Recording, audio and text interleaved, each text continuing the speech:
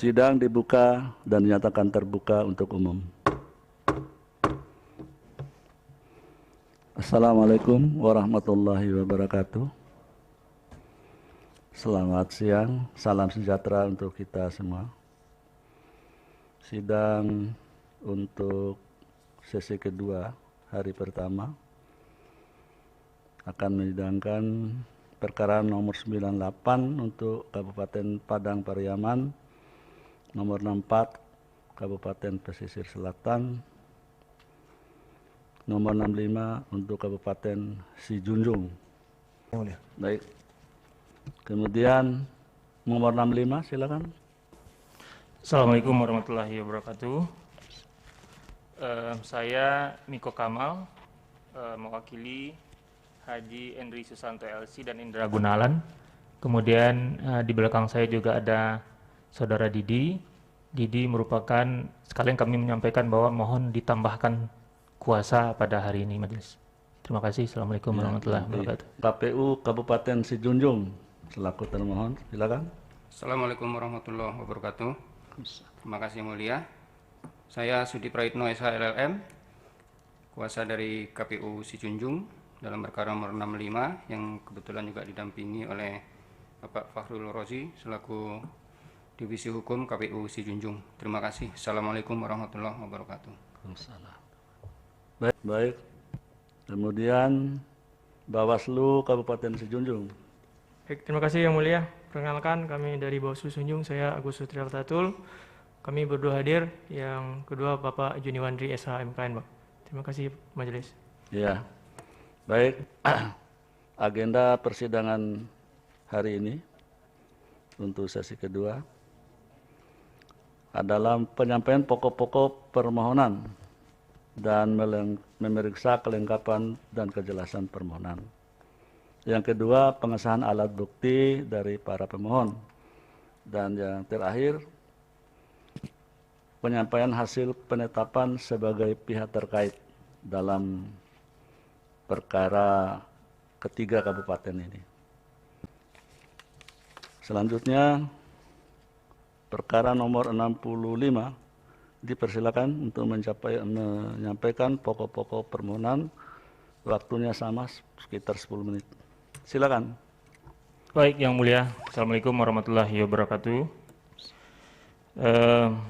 Hari ini izinkan saya Miko Kamal SH LLM PhD, kemudian penerima kuasa yang lainnya adalah Adi Suhendra Ritonga SH, Muhammad Taufik SH, Iman Partaunan Hasibuan SH, Rahmat Fikri Zain SH, Fani Fauzi SH MH, Guntur Abdurrahman SH MH, Budi Amirlius SH, Khairul Abbas SH Escape MKM, dan kemudian pada hari ini juga izinkan kami juga menambahkan penerima kuasa yaitu Saudara Didi Cahyadi Ningrat Sarjana Hukum yang mewakili pemohon Saudara Haji Henry Susanto LC yang berpasangan dengan Indra Gunalan.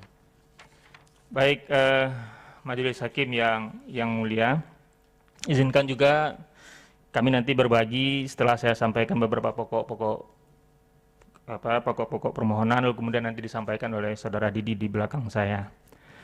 Majelis Hakim yang mulia, permohonan ini kami ajukan dengan segala kerendahan hati untuk mengajak Mahkamah keluar dari kungkungan pasal 158 ayat 2 Undang-Undang Nomor 10 Tahun 2016 yang menentukan ambang batas persentase selisih suara untuk dapat diajukan permohonan sengketa ke Mahkamah Konstitusi.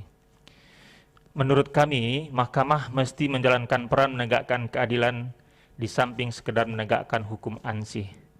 Menerapkan pasal 158 ayat 2 Undang-Undang Nomor 10 Tahun 2016 tanpa melihat konteks yang terjadi di lapangan, sama halnya dengan menjustifikasi ketidakadilan dan atau perbuatan melawan hukum yang dilakukan oleh Komisi Pemilihan Umum sebagai penyelenggara pilkada. Dalam perkara yang kami ajukan, termohon telah menetapkan pasangan calon nomor urut 3, yaitu Saudara Beni Dwifa Yuswir, SSTP MSI dan Haji Iradatillah SPT yang terlambat menyampaikan laporan penerimaan dan pengeluaran dana kampanye atau LPPDK sebagai pemenang pilkada. Padahal konsekuensi hukum dari keterlambatan penyampaian LPPDK adalah pembatalan calon yang tertulis dalam pasal 54 PKPU nomor 5 tahun 2017. Tindakan termohon yang menetapkan pasangan calon nomor urut 3 sebagai pemenang adalah bertentangan dengan ketentuan peraturan perundang-undangan. Karena termohon menetapkan pasangan calon yang secara hukum sudah dibatalkan atau terdiskualifikasi sebagai pasangan calon menjadi pemenang. Dengan kata lain, termohon menetapkan pasangan calon yang secara legal formal tidak dibenarkan lagi ikut pilkada. Selain menyoal tentang LPPDK, permohonan ini juga menyampaikan problem lain, yaitu terjadinya TSM, yakni dugaan terjadinya politik uang, ketidaknetralan penyelenggara pilkada, dan politisasi birokrasi. Politisasi birokrasi diduga dilakukan dengan menggunakan pengaruh Bupati Kabupaten Sijunjung yang sedang menjabat, yaitu Dr. Andes Yusur Arifin MM, Datuk Indo Marajo, dalam kurung ayah kandung Beni Dwi Fayuswir, STTP MSI, untuk memobilisasi ASN di sekitar Kabupaten Sijunjung dalam memenangkan pasangan calon nomor urut 3. Yang Mulia Majelis Hakim, selanjutnya saya sampaikan tentang kewenangan mahkamah, tidak perlu kami bacakan karena sudah jelas di situ. Lalu kemudian juga tentang kedudukan hukum pemohon. Pemohon punya legal standing karena memang adalah salah satu pasangan calon yang ditetapkan oleh KPU. Kemudian tentang tenggang waktu pengajuan permohonan juga sudah kami sampaikan bahwa tenggang waktu 3 hari yang ada dalam peraturan itu sudah terpenuhi oleh pemohon. Kemudian, nah ini yang penting juga tentang ambang batas perolehan suara pengajuan permohonan. Bahwa pada satu sisi kami memaklumi sikap mahkamah yang sangat strict atau ketat menerapkan ambang batas selisih suara.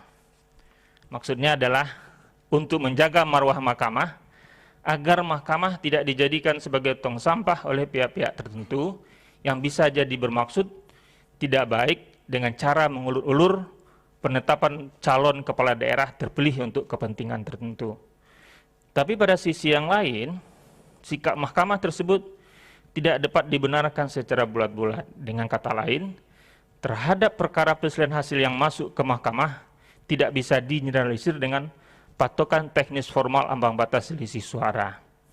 Mahkamah seharusnya memilah dengan cermat mana perkara yang harus ketat menerapkan ambang batas selisih suara dan mana perkara yang harus dilonggarkan batas ambang batas tersebut.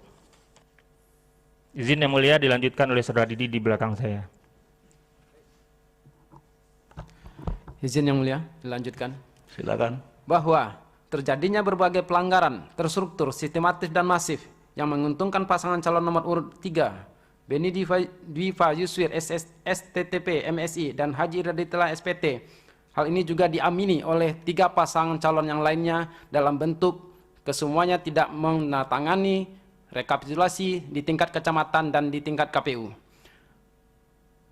Cara-cara yang dilakukan secara TSM ini adalah: pertama, politik uang dan politisasi birokrasi oleh pasangan calon nomor urut 3. Bahwa pada saat sebelum masa pencalonan, secara terang-menerang telah terjadi pelanggaran yang dikendalikan oleh Bupati Dr. Andes Yuswir Arifin MM, ayah kandung calon Bupati nomor urut 3, dengan cara melibatkan aparatur negara ASN aktif.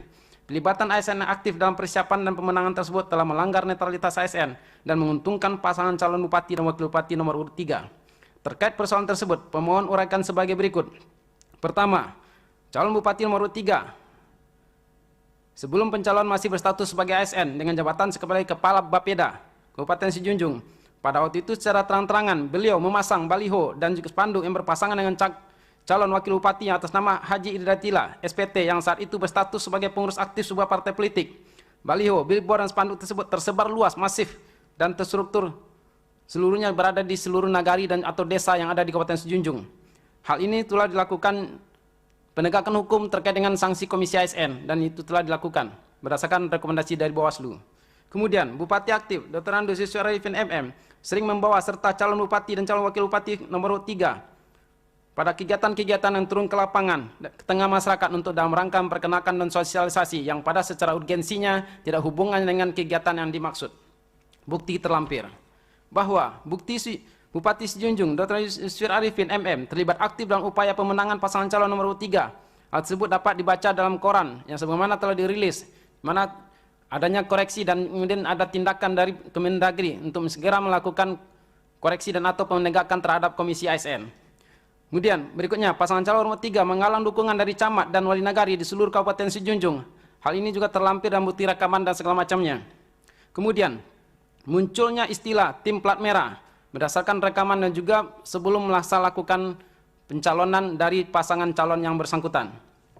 Kemudian, pasangan calon nomor 3 diduga melakukan mobilisasi seluruh wali nagari, kepala dinas, camat, dan ASN untuk memberi dukungan pada setiap kecamatan dengan modus mencari orang dengan target suara sebanyak 30.000 orang pada tiap tempat pemungutan suara dengan janji masing-masing akan memberikan sejumlah uang yang dugaan dengan money politik. Hal ini dikoordinir oleh camat di masing-masing kecamatan yang ada di Kabupaten Sejunjung.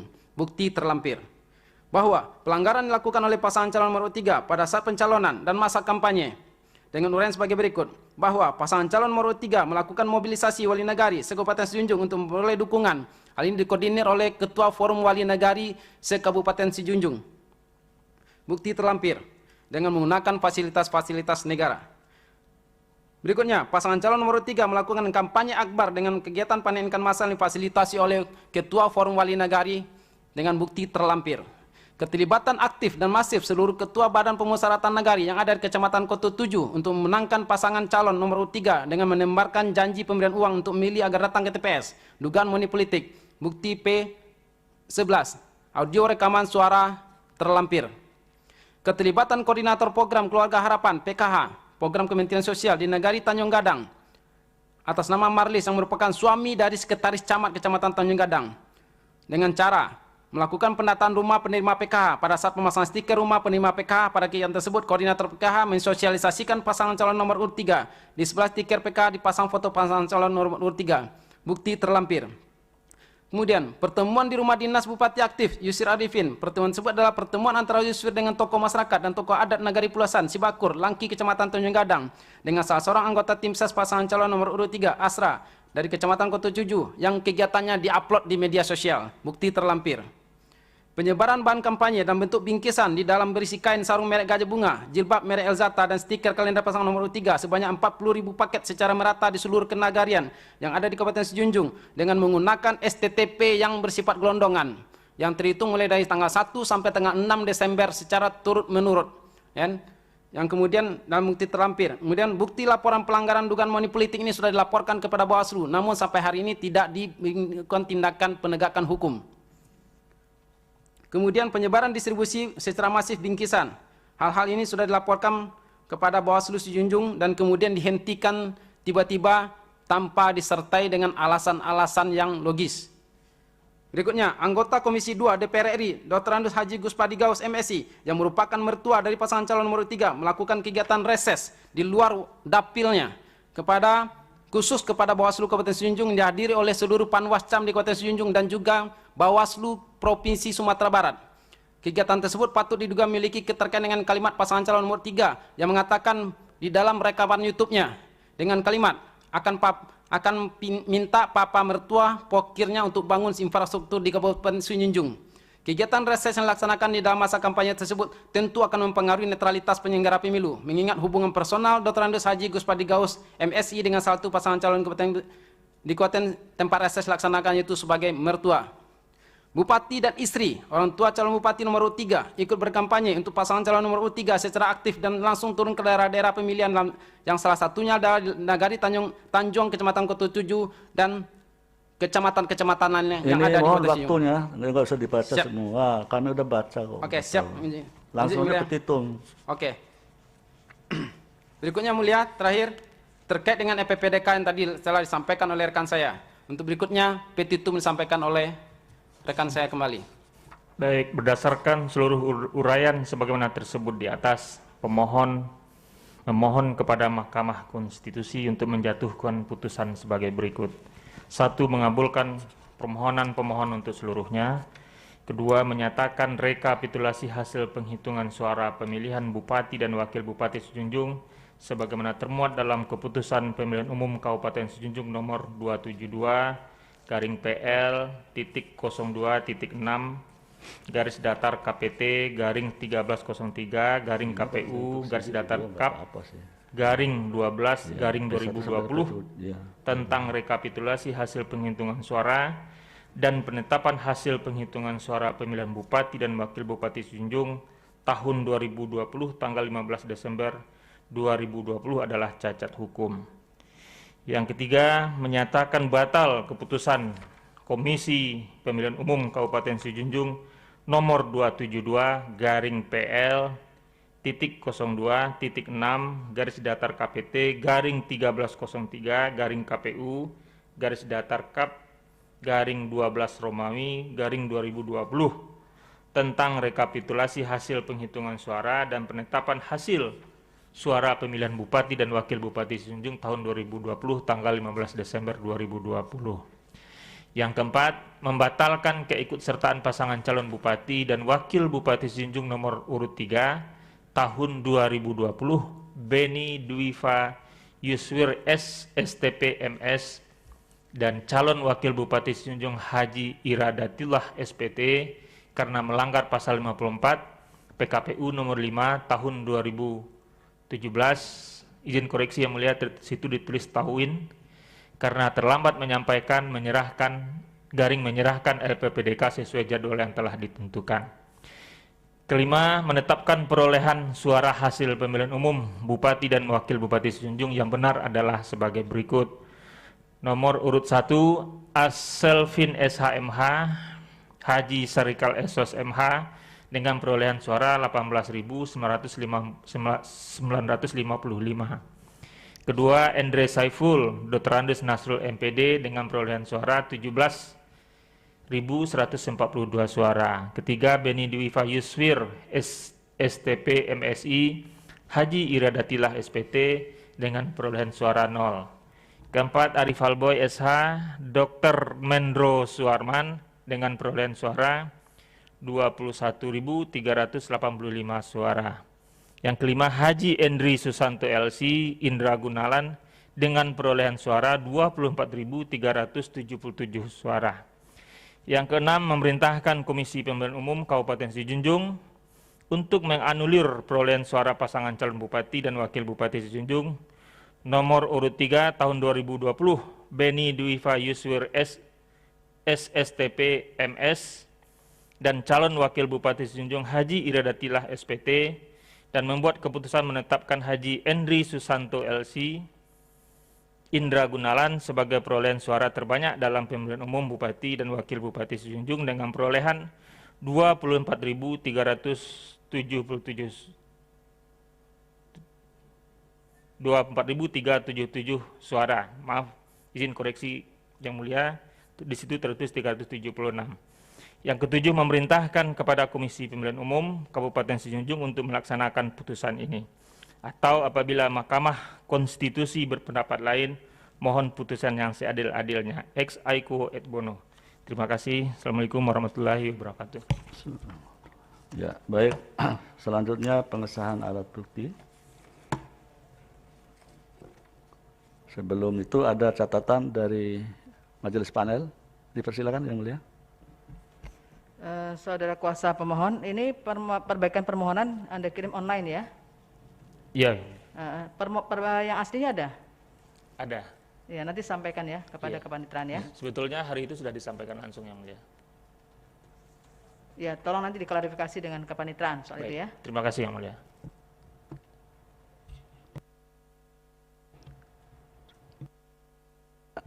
Jadi itu apa yang disampaikan oleh Yang Mulia tadi, tolong diselesaikan. Kemudian untuk alat bukti, pemohon mengajukan P1 sampai dengan P37, termasuk alat bukti video dan dalam bentuk CD yaitu P9, P11, dan P17. Benar? Benar Yang Mulia. Ya, baik. Sudah diverifikasi dan dinyatakan sah. Selanjutnya dalam perkara ini ada permohonan dari Beni Dewifa Yusfir dan Haji Iradatillah untuk menjadi pihak terkait. Setelah majelis panel membaca dan mempertimbangkan, maka ditetapkan sebagai berikut. 1. Menerima Beni Dewifa Yusfir SSTP MSI dan H. Iradatillah SPT, pasangan calon Bupati dan Wakil Bupati Sijunjung sebagai pihak terkait dalam perkara nomor 65 dan seterusnya. 2. Memerintahkan kepada panitera untuk mencatat dalam buku register perkara konstitusi elektronik dan memanggil pihak terkait tersebut guna menghadiri sidang pada hari, tanggal, dan pukul yang telah ditetapkan untuk mendengar keterangan pihak terkait dalam pemeriksaan persidangan. Jadi calon pihak terkait ya, sudah resmi menjadi pihak terkait. Lalu acara selanjutnya adalah sebagai berikut. Untuk perkara nomor 98, ya, sidangnya ditunda sampai hari Senin tanggal 1 Februari 2021 jam 11.00 sampai dengan 13.00 WIB dengan agenda pemeriksaan persidangan, yaitu mendengarkan jawaban termohon, keterangan Bawaslu, keterangan pihak terkait, dan pengesahan alat bukti. Kemudian untuk perkara 64 dan 65, jadi dua perkara sekaligus, untuk Kabupaten Pesisir Selatan dan Kabupaten Sijunjung ditunda hari Senin tanggal 1 Februari 2020, waktu yaitu jam 14.00 sampai dengan jam 14.00 WIB dengan acara pemeriksaan persidangan, mendengar keterangan jawaban termohon, keterangan Bawaslu, keterangan pihak terkait, dan pengesahan alat bukti. Lalu catatan 1, ini tolong diperhatikan, jawaban termohon, keterangan Bawaslu, keterangan pihak terkait disampaikan di sidang pemeriksaan persidangan, jadi diserahkan pada hari itu tanggal 1 Februari 2021 ya, pada saat sebelum persidangan, yaitu alat bukti dapat sebelum persidangan dimulai, termasuk kalau ada bukti tambahan dari para pemohon. Ketiga, ketetapan pihak terkait akan disampaikan kepada pihak terkait melalui email dan WhatsApp, jadi nanti akan disusul. Keempat, pemberitahuan ini merupakan panggilan resmi dari Mahkamah Konstitusi, jadi tidak ada lagi surat menyurat. Sudah jelas ya? Cukup ya? Cukup. Dengan demikian, sidang selesai dan ditutup. Hadirin dimohon berdiri. Yang Mulia Majelis Hakim Konstitusi meninggalkan ruang persidangan.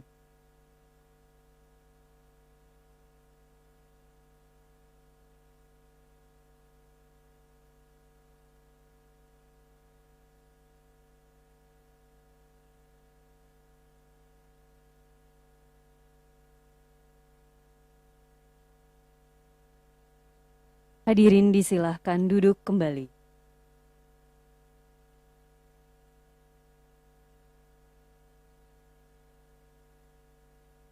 Hadirin yang kami hormati, demikianlah persidangan untuk perkara nomor 98, 64, 65, garis miring PHP.BUP, garis datar 19 Romawi, garis miring 2021, telah selesai.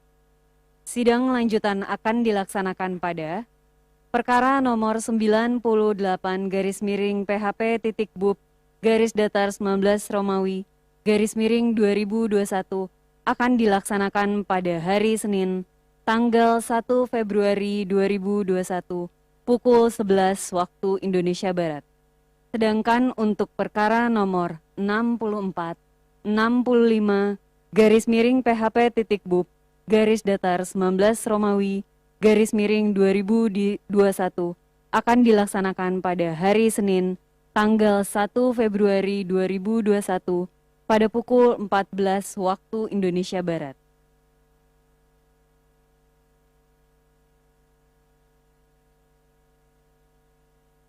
Sidang berikutnya akan dilaksanakan pada pukul 14 waktu Indonesia Barat untuk perkara nomor 77, 29, dan 20 garis miring PHP titik BUP garis datar 19 Romawi garis miring 2021.